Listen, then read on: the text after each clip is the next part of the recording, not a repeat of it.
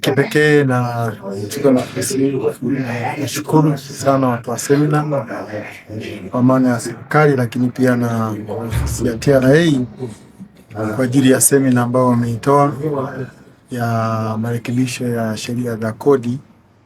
Tunashukuru sana. Sisi kama wafanya biashara tunaona ni mambo ambayo yanatugusa sana sisi, pamoja na mengine, kwamba semina kama hizi ni nzuri sana, lakini pia zinaleta ushirikiano mzuri kati ya sisi wafanya biashara pia na TRA.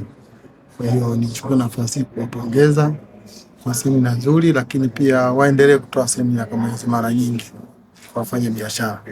Wafanya biashara wanajua wakati mwingine wanakuwa wanatingwa sana na biashara, lakini inapotokea tunakuja tunakaa pamoja tunazungumza, inakuwa ni jambo jema kwa ajili ya maendeleo ya taifa letu.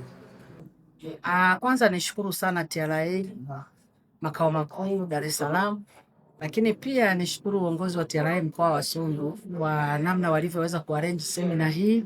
Tumeweza kupata mafunzo juu ya mabadiliko ya sheria mpya ya kodi ya mwaka 2026 na 2027.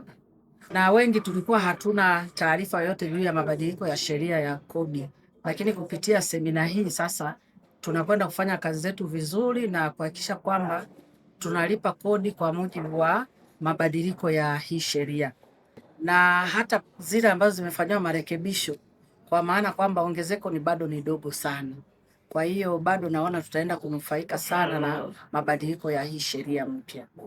Kwa hakika tunashukuru kwa semina hii, kwani TRA kweli kumekuwa kuna mabadiliko makubwa sana.